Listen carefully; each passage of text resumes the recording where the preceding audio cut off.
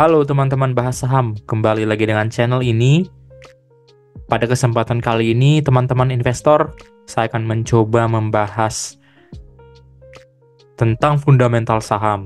Nah, untuk fundamental saham ini sendiri, ini merupakan part 1 ya teman-teman. Jadi nanti saya akan mencoba beberapa hal yang berhubungan dengan analisis fundamental saham, seperti itu ya.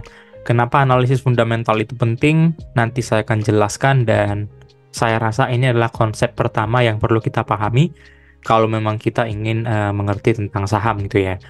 Ini sebenarnya tidak terlalu dalam, saya hanya menjelaskan hal-hal yang menurut saya pribadi itu cukup penting dan biasa saya aplikasikan, dan mungkin ini adalah sekedar sharing untuk teman-teman investor yang mungkin bisa teman-teman investor pergunakan juga sebagai tambahan referensi gitu ya teman-teman.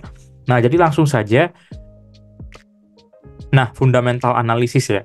Berbicara mengenai analisis fundamental itu, saya ada mengambil di sini dari penelitian gitu ya teman-teman. Dari penelitian Baresa Susana di tahun 2013 dari jurnal ekonomi ya, Strategy of Stock Valuation by Fundamental Analysis gitu ya.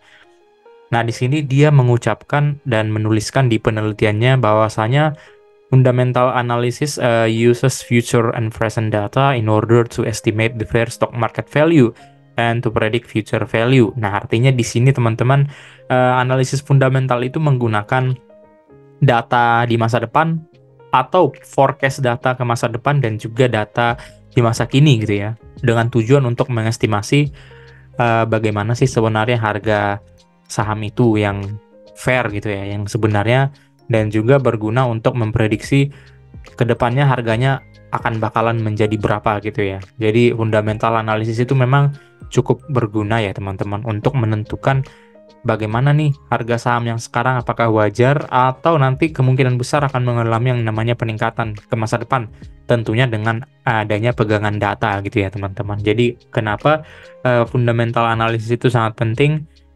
Ya, tujuannya satu teman-teman, karena untuk di dunia saham ini kita tidak memakai yang namanya sistem gambling gitu ya teman-teman. Jadi memang kita ada pegangan berupa data gitu ya, setidaknya seperti data keuangan ataupun data yang lain yang mungkin bisa menjadi patokan kita untuk menentukan atau memprediksi harga saham ini ke depannya gitu ya.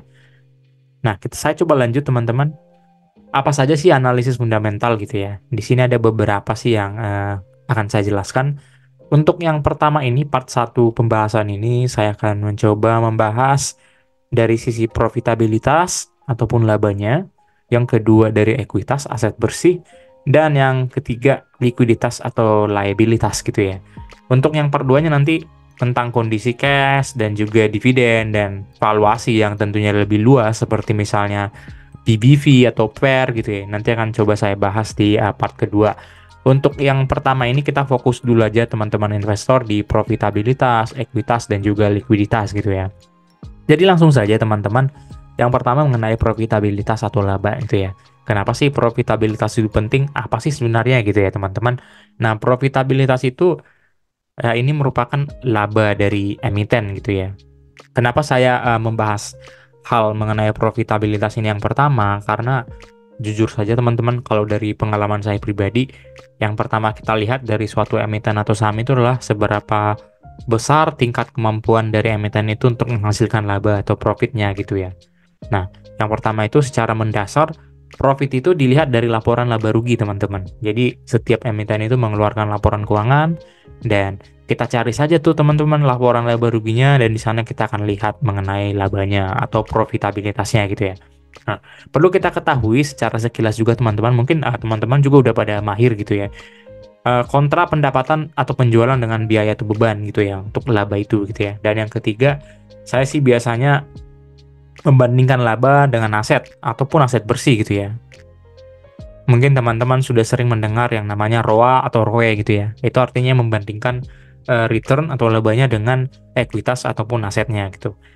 Nah, kemudian yang selanjutnya perlu juga kita bandingkan labanya dengan total saham beredarnya gitu ya, atau yang mungkin sering teman-teman dengar yaitu EPS, earning per share gitu ya. Dan yang terakhir, perlu juga kita bandingkan laba yang terjadi dengan laba periode atau periode tahun-tahun sebelumnya. Apakah terjadi peningkatan atau malah menurun gitu ya. Nah, di sini malah kita perlu melihat apakah sebelumnya dia itu labanya rendah, tiba-tiba meningkat cukup signifikan gitu ya. Nah, itu ada beberapa faktor mungkin teman-teman yang perlu kita perhatikan gitu. Nah, jadi lanjut teman-teman. Yang pertama itu di sini saya ada mengambil contoh laporan keuangan ya. Nah, di sini mungkin teman-teman saham ini ya, saham laporan keuangan saham Global Mediacom dan mungkin lagi hype sekarang ya teman-teman. Nah, untuk profitabilitas perlu kita ingat ya teman-teman, untuk laba bersih yang dilihat itu adalah laba bersih yang atribusi pemilik induk gitu ya. Jangan di total semua ya teman-teman untuk laba bersih tahun berjalan gitu ya. Karena suatu emiten atau perusahaan itu tentunya ada namanya pengendali dan juga non pengendali gitu ya. Ada bagian untuk pengendali yang benar-benar pure untuk perusahaan itu, dan juga ada bagian untuk non pengendali yang untuk non pengendali itu memang dikeluarkan dari perhitungan untuk melihat nilai profitabilitas yang sebenarnya gitu ya. Nah, contohnya seperti ini teman-teman. Ini adalah laporan laba rugi BMTR di tahun 2022 dan tahun 2023 gitu ya. Nah, di sini yang saya tandain itu adalah laba pemilik entitas induk. Nah, laba inilah yang kita pergunakan sebagai laba perhitungan, mau menghitung EPS, mau menghitung ROE gitu ya, teman-teman. Nah, kalau misalnya teman-teman melihat laba bersih tahun berjalan secara keseluruhan, itu bukanlah merepresentasikan perhitungan untuk menentukan nilai profitabilitasnya gitu ya. Seperti misalnya ini dari 1 triliun ya, di sini ya, laba bersih tahun berjalannya itu 1,067 triliun. Nah, kita tidak bisa langsung serta-merta mengatakan 1,067 adalah laba yang dihasilkan gitu ya. Memang benar laba yang dihasilkan 1 triliunan, tapi dari 1 triliun itu 390 miliarnya di sini jelas untuk kepentingan non pengendali gitu ya. Jadi yang kita pakai itu adalah pemilik entitas induk. Seperti itu teman-teman. Nah, kita coba lanjut. Nah, kemudian seperti yang saya jelaskan tadi di awal, dari profitabilitas itu kita bisa melihat adanya earning per share gitu ya. Nah, apa itu earning per share? Sejauh mana perbandingan laba yang dihasilkan emiten, tentunya laba dari entitas induk tadi ya, dibandingkan dengan keseluruhan jumlah saham yang beredar gitu ya. Nah, semakin besar jumlah EPS, semakin bagus sebenarnya emiten itu kinerja labanya dibandingkan dengan jumlah saham beredarnya. Nah, untuk lebih simpel lagi mungkin seperti ini teman-teman. Sebagai contoh ini BMTR memiliki 16 miliar lembar saham ya. 16 miliar lembar saham. Jadi kalau kita lihat di sini angka EPS yang terjadi itu adalah 41, yaitu tadi laba entitas induknya 677 miliar dibagikan per total jumlah saham beredar yaitu 16 miliar gitu ya. Jadi harga yang dihargai untuk per lembar saham itu merupakan angka EPS. Nah, di sini kita dapat 41 gitu ya. 41 untuk nilai EPS-nya. Berarti untuk satu lembar saham dihargai Rp41. Nah, kira-kira seperti itu logikanya ya, teman-teman. Jadi semakin tinggi nilai EPS, artinya harga per lembar saham itu semakin bagus gitu ya. Jadi kalau misalnya labanya bisa sampai 1 triliun, tentunya EPS-nya juga akan meningkat dari angka 41 gitu ya. Nah, ini untuk EPS ini salah satu analisis profitabilitas yang mungkin bisa teman-teman pakai. Kalau semakin tinggi EPS-nya, berarti kemampuan emiten itu untuk menghasilkan laba dibandingkan dengan keseluruhan aset bersihnya itu cukup tinggi gitu ya. Dan itu merupakan hal yang bagus menurut saya sebagai pedoman teman-teman juga untuk menginvestasikan atau bisa jadi dibilang investor gitu ya teman-teman. Nah, kita coba lanjut teman-teman. Untuk berikutnya itu return on equity ya teman-teman ya. Nah, return on equity ini berarti kita membandingkan laba yang terjadi itu dibandingkan dengan aset bersih gitu ya.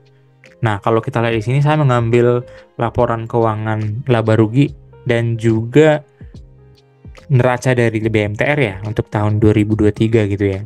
Nah, return on equity ini berarti kita membandingkan earning atau labanya dibandingkan dengan aset bersihnya gitu teman-teman. Jadi sejauh mana aset bersih itu atau seefektif apa aset bersih itu untuk menghasilkan laba gitu ya. Nah, di sini kita lihat untuk earningnya tadi sama ya 677 miliar. Nah, dibandingkan di sini untuk ekuitasnya itu sama dengan laba.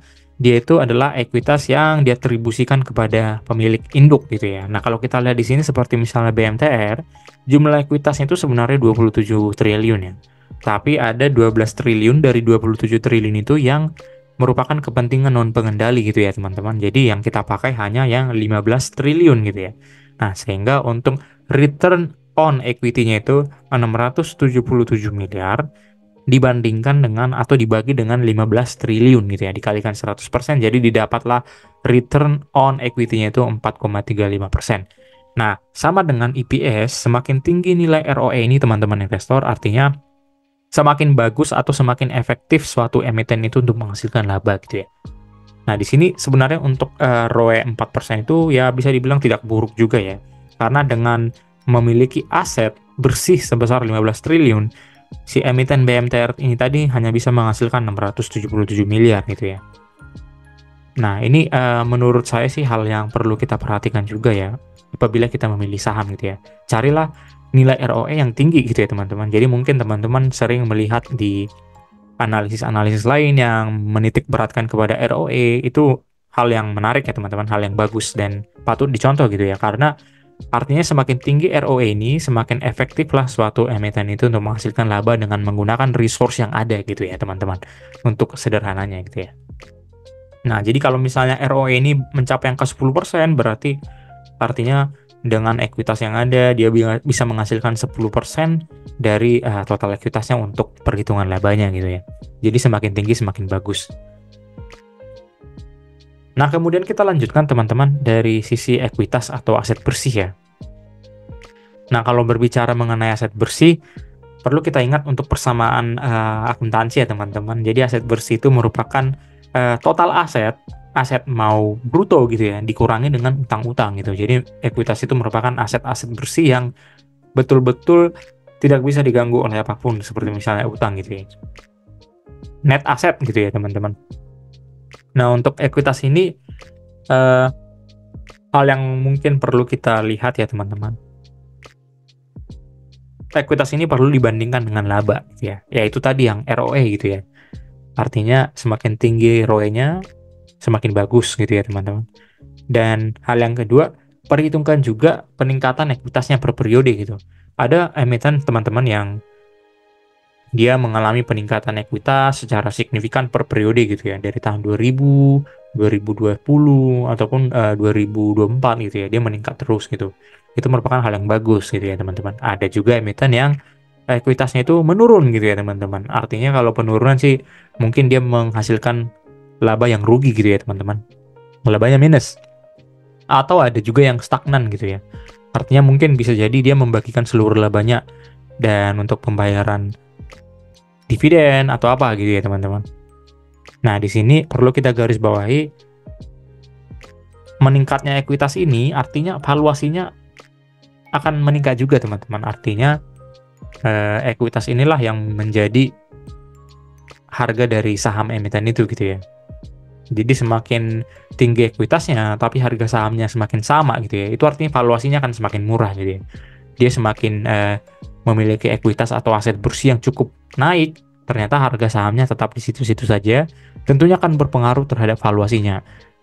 Itulah saatnya suatu emiten dikatakan valuasinya murah, kalau ekuitasnya semakin naik, ternyata harga sahamnya tidak naik gitu ya. Jadi valuasinya akan dikatakan murah. Jika aset bersihnya maksud saya naik terus, ternyata harganya tetap masih di situ saja atau stagnan gitu ya. Nah, ini tadi yang saya katakan, contohnya ini tadi dari laporan neraca dari BMTR ya. Di sini kan tadi kita lihat ekuitasnya itu mencapai 15 triliunan gitu ya.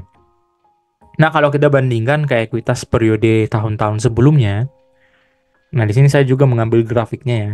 Dari tahun 2018 untuk emiten ini dia meningkat secara signifikan menurut saya teman-teman. Di sini rata-rata peningkatan ekuitasnya itu setiap tahunnya itu mencapai 12% gitu ya, kalau kita rata-ratakan dari 2018.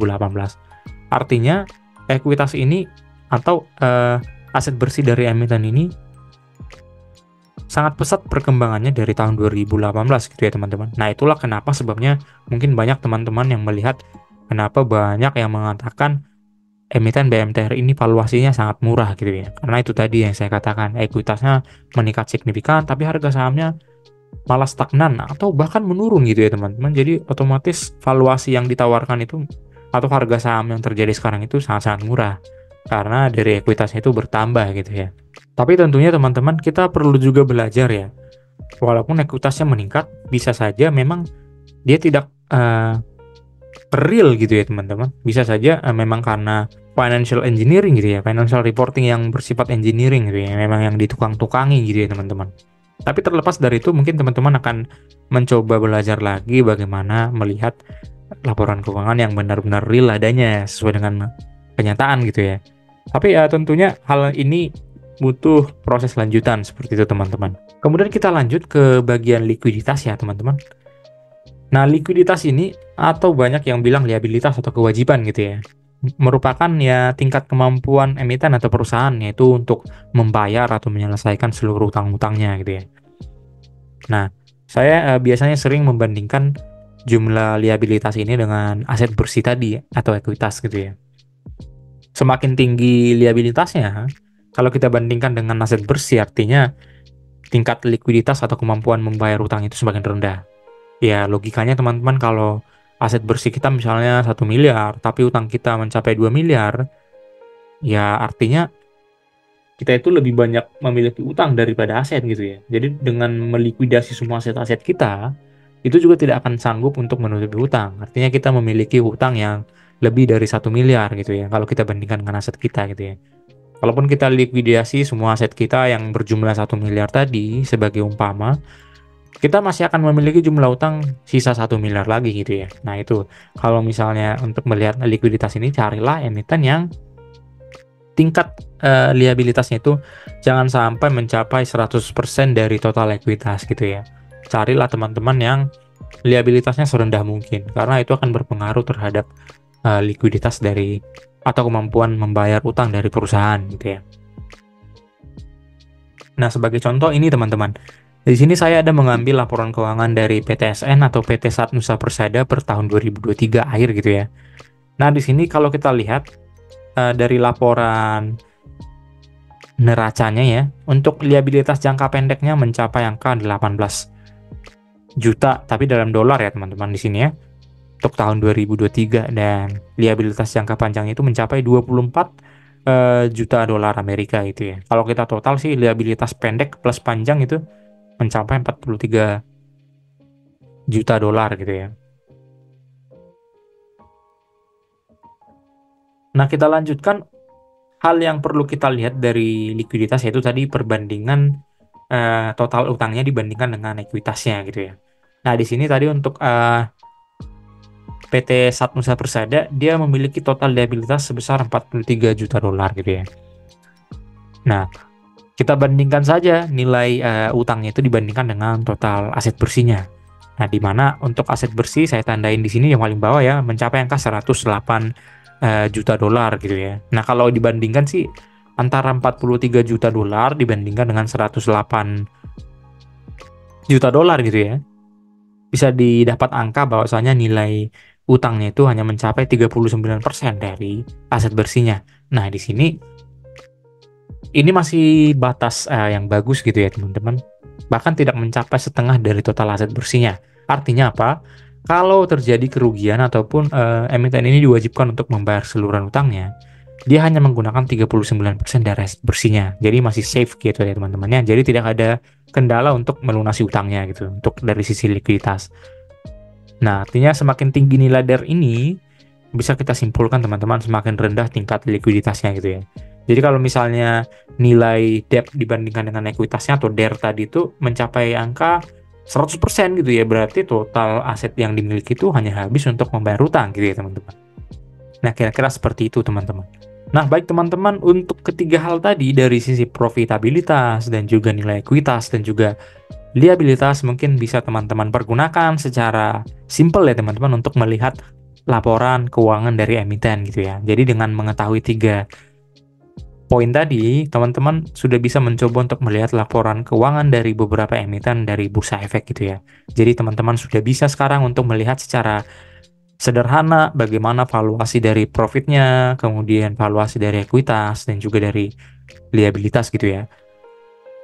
Jadi hal ini teman-teman sebenarnya sudah bisa digunakan untuk menganalisis secara sederhana emiten mana sih yang bagus gitu teman-teman ya. Nah, mungkin sekian untuk pembahasan part 1 teman-teman secara analisis fundamental gitu ya.